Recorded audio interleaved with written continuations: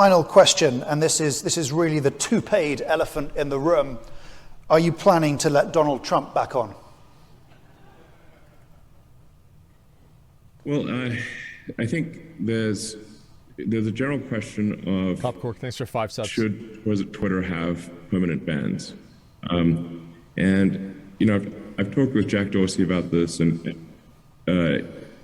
he and I are of the same mind, which is that permanent bans should be extremely rare and really reserved for people where they're trying to for accounts that are bots or spam scam accounts, where there's just no legitimacy to the account at all. I do think that it was not correct to ban Donald Trump. I think that was. Oh boy, I'll be right back. Alrighty, boys. Man, as I said, the day he gets unbanned will be a day. Like I feel like it. I feel like the day he gets unbanned, if he ever became president again after that, he would make it a national holiday. Like I think that this would happen. It would be beyond anything else anybody could expect, right? I don't even know. It'd be on Truth Social. Yeah, I wonder what happens whenever they actually do unban him. I know he says he's not going to come back. He'll come back. Guaranteed. Did you wash your hands? Why do I wash my hands, dude? I got a clean dick. Why the hell would I wash my hands? That was a mistake because it alienated a large part of the country and did not ultimately result in Donald Trump not having a voice. He is now going to be on Truth Social, as will a large part of the sort of the right in the United States, and so I think this could end up being, frankly, worse than having a single forum where everyone can debate. I guess the answer is that I would reverse the perma ban. Obviously, I don't own Twitter yet, so this is not like a thing that will. Oh boy. Oh boy. Holy shit. Doesn't own Twitter yet. Yep, that's right. Guys, I mean, do you remember, like, does anybody remember 2016? Like, literally every fucking meme was this fucking guy. It was just this fucking guy. And you know what? You want to know what else?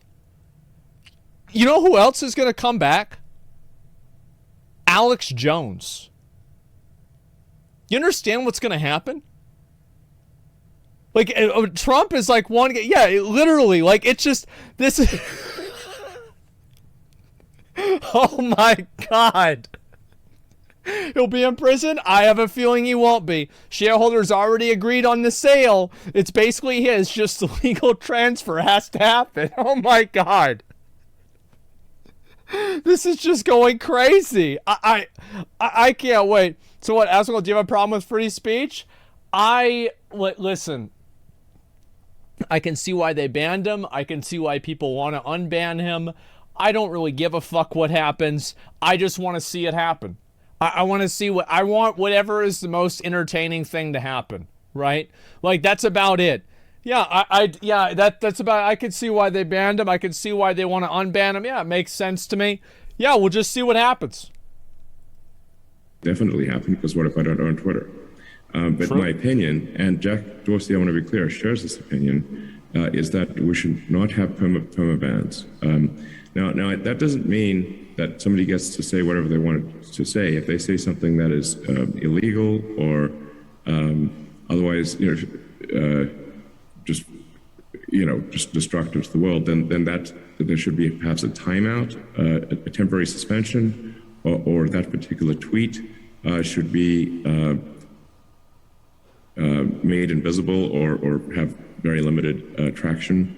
But I think perma bans just fundamentally undermine trust in Twitter as a town square I think he's definitely right that Twitter has eroded a lot of trust. And I think this is something that's happened not just with Twitter, but with the government in general. And I think this is what's happened a lot with COVID, for better or for worse, is that COVID and the government's response to COVID and the way that they've handled it just throughout the time it has made a lot of people completely distrust the government. And this has been going on realistically. It happened in September 11th, where people thought that it was an inside job or they knew it was going to happen, etc. That trust was continually eroded through the Iraq War or the Afghanistan War, the weapons of mass destruction, the killing Gaddafi, and just like, more and more happens. Like you have, like, who was that football player who got killed and then they covered it up? I forgot the guy's name, but Patriot Act, Pat Tillman, there you go. And so this has been an eroding trust that's been going on really now for 20 years, but it's just kind of come to a fever pitch, weird way to say it, with COVID. And I think also that's been reflected on Twitter and other things as well. The public lost trust in Twitter the day that McConnell got banned. Yeah, I was in Iraq. You don't really know the real story unless you were there. Well, it doesn't really matter what the real story is, does it? It matters what the people believe. Yeah, so it doesn't, that's what I mean. Like, I'm not talking about what really happened. I'm talking about what people believe. A real story, but WMDs were not there. Left U.S. 6 years ago. They've been exposed. Yeah, and does this mean Destiny will get unbanned too? Categorically, yes. This means Destiny and McConnell would get unbanned from Twitter. That's right. We are entering a new age, an age of a new age. Let's just say that we are entering a true new age. Everyone can voice their opinion. It was I think it was a morally bad decision, to be clear, and foolish in the extreme. Even after he egged on the crowd who went to the US Capitol, some of them carrying nooses, you still think it was a mistake to remove him?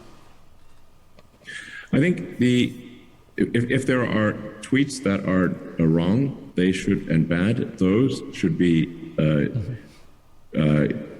either deleted or made invisible. And a suspension, a temporary suspension is appropriate, but not a permanent ban. So if the deal completes, he might potentially... So, I think that makes sense, right? It's fake news, subjective leading. Well, the thing is that what you have to understand, and this is what I said before with Chats Boozle. Well, here's what I mean. Loaded question. Well, of course, it's obviously a question with a direct...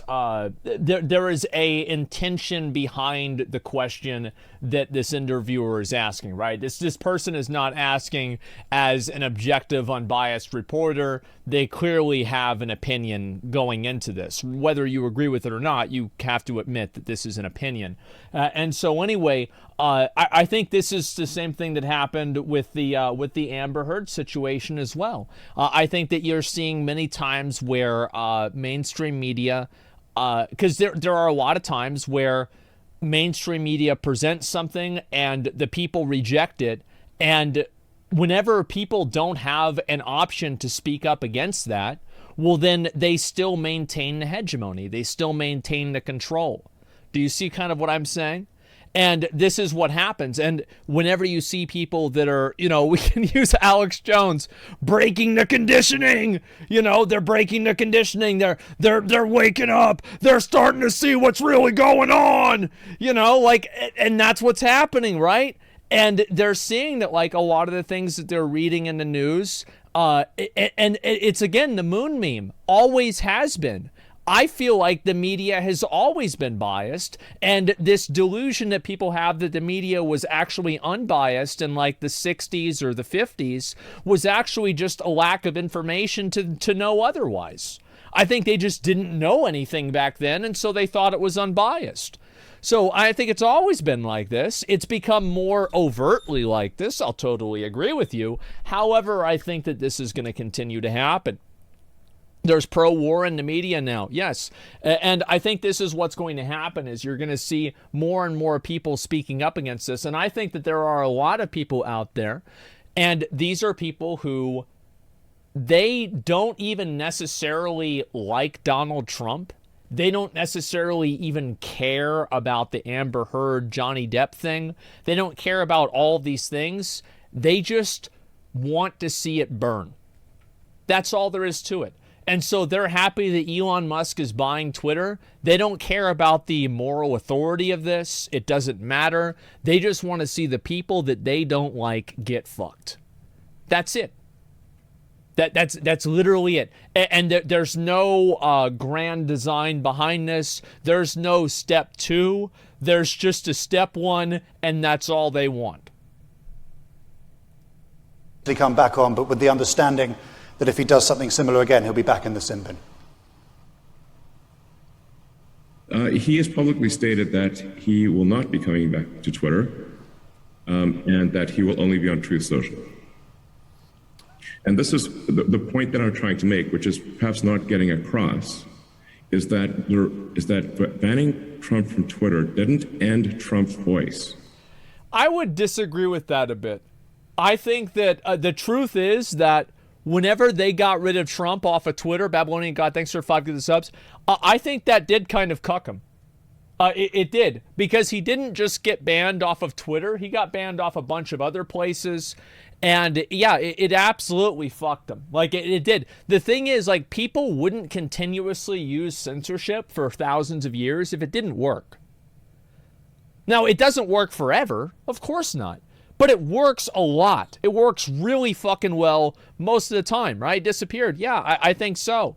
So I think that's what happened. Echo chambers are the main issue. Most of the bias of the media. People can go to any forum to support their beliefs. Asmongold creates a bigger echo chamber, in my opinion, though. Everybody creates an echo chamber, right? I think that's the way it goes. Of course, people create an echo chamber because they attract people that are like-minded. That's just the nature of thinking. It's actually, as it backfires eventually, but it'll take time, like defamation. A lot of times it doesn't backfire. There are a lot of things that are censored and people just don't really talk about them or don't really do anything about them. And like, yeah, it backfires in 200 years, but what doesn't change in 200 years? It will amplify it among the right. And this is why it is morally wrong and flat out stupid. Okay, thank you. Elon Musk, great to see you. How are you? Wait a second, just a minute. I gotta... Okay, thank you. Just pause. Is there any more of this? I want to watch a little bit more of this if there's any more. And then we're going to start the Mad Season video. Yeah, I'm actually kind of curious. Like, what's the name of this? Yeah, re-listen at the end. Yeah, well, that was a separate interview, so I don't know what it was. There's a delay, that's why. I don't know how much of a delay that was. I don't know. Robotic ending, interview Elon. Let's see here. Elon Simps in the comments. KEKW. See, people don't really... Elon Musk is simply the executioner. People are not cheering for Elon Musk. They're cheering for the executioner. You understand? It doesn't matter what his name is. It doesn't matter. It's the same as Trump. People did not care about... Oh, Donald Trump. Like, that's why it didn't matter how many controversies he went through. That's why it didn't matter. Like, he said he could shoot somebody in the middle of New York and nobody would care. He was right. It's because people don't give a shit about that. They just want him to fuck the divine executioner for us. Sure. He is a person who embodies the aversion to the same things that they don't like. He is a person with the ability to fuck over the people that they don't like. That's it. That's it. That's it. There's no, like, it doesn't matter. Like, it could come out that Elon Musk was a murderer, and people would be like, "Oh yeah, but who'd he kill?" I mean, yeah, it's whatever, right? I mean, they will make an excuse for it. It literally doesn't fucking matter. It doesn't make a difference. It's not going to change anything. It doesn't matter one bit whatsoever. Yeah, Elon Musk could be called, yes, XX Catboy69XX, and it would make literally no fucking difference. He's an avatar of the people's animosity. Exactly. And so it doesn't matter what it is specifically. It just matters in general. So can I see a little bit more of this this interview here? Yeah, can I see a little bit more of this interview? What is the, I don't know where it is. Yeah, it's nowhere else. Yeah, I can't see it anywhere, so I guess we're just going to probably, yeah, it's probably paywalled. Ah, get the fuck out of here. Get the fuck out. No, please, Mad Season time. I did say I would watch Mad Season today, didn't I? Is it time for us to actually get into it? Financial Times, check their channel. How about this? How about we'll follow up on this tomorrow and we'll get into Mad Season now. I said I was going to do it. It's time to do it. Let's fucking do Mad Season, guys. This is very interesting, and let's be honest. You guys know that this topic will be a 2-hour topic. So we'll save that for tomorrow, and we'll watch the rest of it then. We'll watch the whole interview then, because I think that it's very important to see what's been happening, right?